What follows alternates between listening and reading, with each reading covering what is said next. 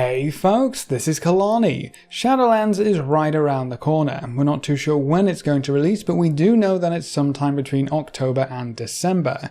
I'm still hedging my bets on November, but the main point is, it's not too far away. I know so many of us are looking forward to BFA being over, and this next expansion giving us something fresh to play, because from what we've seen and played so far in the beta, it's gonna be a good one. But there are some things in the game that will be removed when Shadowlands arrive, either in pre-patch or on launch day, and there are many other activities that will get harder when Shadowlands becomes current content, so I wanted to list some of the larger things you might want to get done before Shadowlands launches to make sure you don't miss out. Before we jump in, be sure to pop by our live stream sometime over at twitch.tv/KalaniTV. We stream every Tuesday, Wednesday, Friday and Saturday at 12 PM PST, and we always love chatting with you wonderful folks, so I hope to see you soon.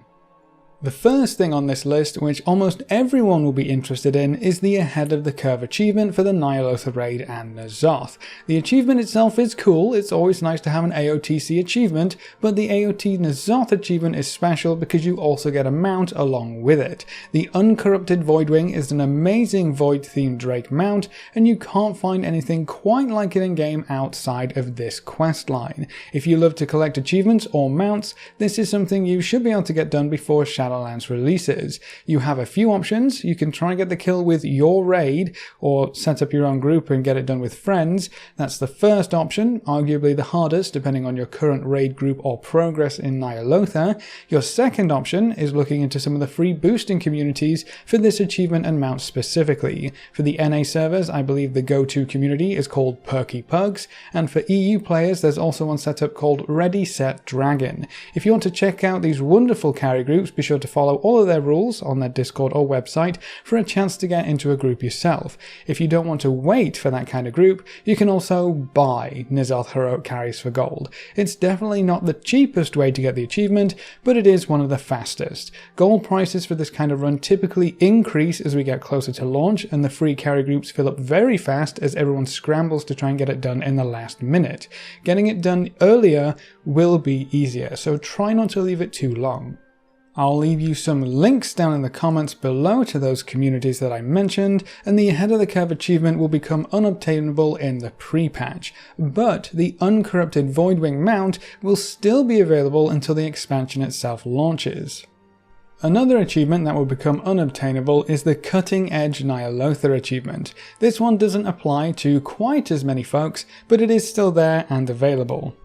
As with Ahead of the Curve, if you really wanted to, you could buy this achievement, but I really wouldn't worry about it if you aren't a Mythic Raider already. If you're pushing through to Mythic N'Zoth as a guild, there is a time limit on how long you can take before that achievement is no longer accessible. If you manage to get Mythic N'Zoth down, you'll earn yourself the Uncorrupted title, which might be one of the cooler ones to come out of this expansion, and this achievement will also be unavailable when pre-patch arrives. Mythic boss kills aren't just about the achievements and titles though. Both Mythic N'Zoth and Mythic Jaina currently drop a mount. In fact, they drop 2 of their mounts in Battle for Azeroth. These mounts are not being removed from the game, but typically when an expansion rolls around, the Mythic boss mounts become a 1% drop, like Invincible from Arthas, and we all know how long that takes to grind, which could make these significantly harder to acquire after Battle for Azeroth ends. Mythic Jaina will drop 2 Glacial Tidestorms right now, which I think is still the best looking elemental mount in the game, and absolutely perfect for the mages out there, and N'Zoth will drop 2 Ny'alotha All-Seer mounts. The N'Zoth mount would be nice to have, but for me the Tidestorm is something I will absolutely pick up before BFA ends. It's also a lot easier to get right now, because Mythic Jaina is quite old content, and falls over quite quickly to a raid of corruption-wielding maniacs. You can also cheese the bejesus out of it,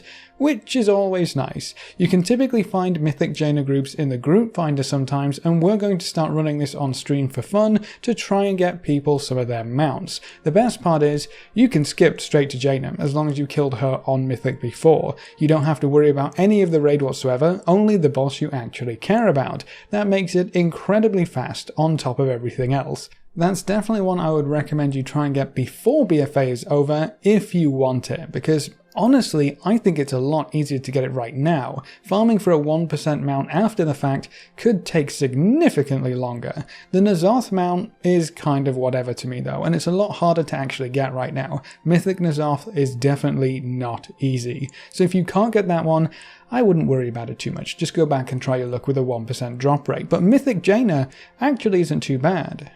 Other content has similar achievements and rewards that are going away in Shadowlands. For example, Mythic Plus has the Keystone achievements. If you complete every dungeon at +10 or above in time, these are in-time achievements, you can earn the Keystone Conqueror achievement, which will reward you with the Awakened title. That's another shiny one to pick up, but if you can push just a little further and do every dungeon at +15 or above, in time, you can earn the Keystone Master achievement. That one comes with a mount, the Awakened Mind Borer, which is another one of the N'Zoth Wormy type mounts.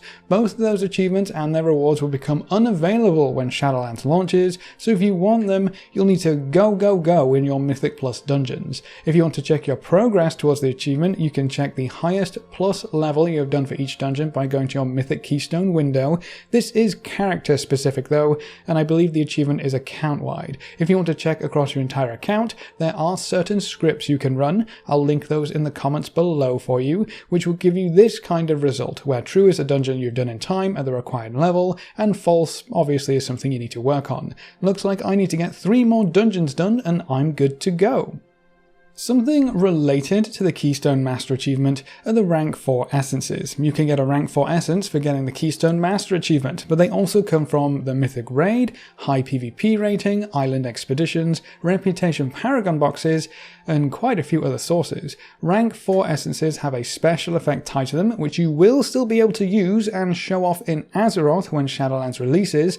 They just don't work in Shadowlands zones, so it's not like essences are being completely removed, and rank 4s will still have some prestige to them. So if you want to get the big pretty laser or any other rank 4 essence, you'll need to get them before Shadowlands arrives, because every single rank 4 essence will become unobtainable. There is an achievement tied to earning all rank 4 essences called Phenomenal Cosmic Power, but I mean, good luck getting that. That is definitely a grind that I think is not worth it personally, but that is another achievement you won't be able to get after BFA comes to an end, if that's your sort of thing. And then there's also a few achievements in the Horrific Vision system that you might want to tackle too. We know for sure that Horrific Visions will remain playable after Shadowlands launches, so most of your achievements should also stick around and be available, but the dev team has said that one specifically will be removed with the pre-patch.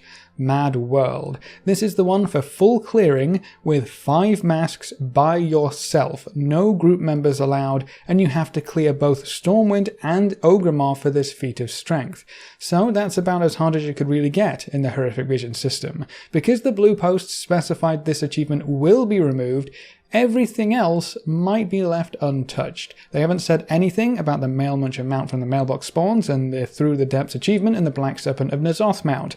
If you want those right now, go for it. But I don't think they'll be removed in Shadowlands. Then, of course, the BRUTOOOO in the room. The BRUTOOOO will also be disappearing as we head into the Shadowlands. We didn't know if it was going in pre-patch or on launch day, but the dev team have now confirmed our auction house pal will in fact be retired as we enter the pre-patch. That gives you 2 to 4 weeks less time than we kinda thought we had, even though we still don't have a release date. So if you want to pick up the long boy, you're going to need to farm that 5 million gold before pre-patch arrives. It is a hefty price tag for sure, but it's not going to get any cheaper. When this mount gets removed after BFA, it will appear on the black market auction house, but when that happens, it will likely go for gold cap. So as stupid as it may sound, this mount will never be this cheap again, but I understand if you've given up at this point. Personally, I'll make sure that we have at least one BRUTOOOO between myself and Nadara. If you're still wanting to make some gold, you can use Gathering Professions to get herbs and ores and sell those fairly easily. You can try to craft pots and flasks, maybe not going to be that great depending on your server. Enchants still kind of sell well for me, and Transmog has some good potential too. You can farm old raids and just vendor the gear you get. You can farm jelly for the B mount on Alliance side and sell that. There are still plenty of ways to make gold if you try, but you are running out of time if you want the BRUTOOOO mount. Here's a bit of a weird one. If you fancy playing a Demon Hunter or a Death Knight sometime in Shadowlands, you might want to think about creating them now. Playing them doesn't matter, leveling them doesn't matter, but creating them before the Shadowlands pre-patch might save you a bit of time in the long run. Right now a Demon Hunter starts just shy of level 100, Death Knight start at level 55. When the level squish comes in, both of those classes will start at level 8. So even if you just make the characters before pre-patch, their squished level will already be higher than that of their starting level of 8. Basically, you'll have to do more work to level up a Demon Hunter or a Death Knight in Shadowlands, so just creating them now may give you a head start later on. And the last thing on this list, try to have some fun with the corruption system. I know it can be a pain, I know it can be frustrating, but it can also be hilarious. One-shotting things with a crazy stack of Twilight Devastation is pretty fun. Just seeing monsters melt away in the wake of that glorious purple beam puts a smile on my face. We are also never going to have this much haste or crit again thanks to the percentage stat increased corruptions, and infinite stars will only be one-shotting people on Mort for a little bit longer. Corruption effects, corruption as a stat, and corruption resistance will all be removed totally in the Shadowlands pre-patch. That means no more Twilight Dev, no more Slappy Boys, no more crazy haste, and no more infinite stars. It's all going away. For the better, I might add, but if you want to have fun with that system, that's also something you have a bit of a deadline on. And my last piece of advice in this video, if you can't get all of this done, don't worry about it. Focus on the stuff you absolutely want, maybe the AOTC mount, maybe the Jaina mount, and if that's it, that's perfectly fine. This is the worst time in the game to burn yourself out chasing ridiculous achievements like that crazy rank 4 essence thing. If Mythic N'Zoth just isn't in the cards, don't worry about it, don't fret about it. Try to enjoy BFA for however long we have left. Shadowlands is a new adventure, and you're going to want to go into that fresh so you can actually enjoy yourself. Burning out on World of Warcraft right now before a new expansion, especially a new expansion that's looking pretty good, would be a huge disappointment. So play to have fun more than anything else, and if you get a few of these things ticked off your list at the same time, fantastic. Good for you, but try to remember to have a bit of fun.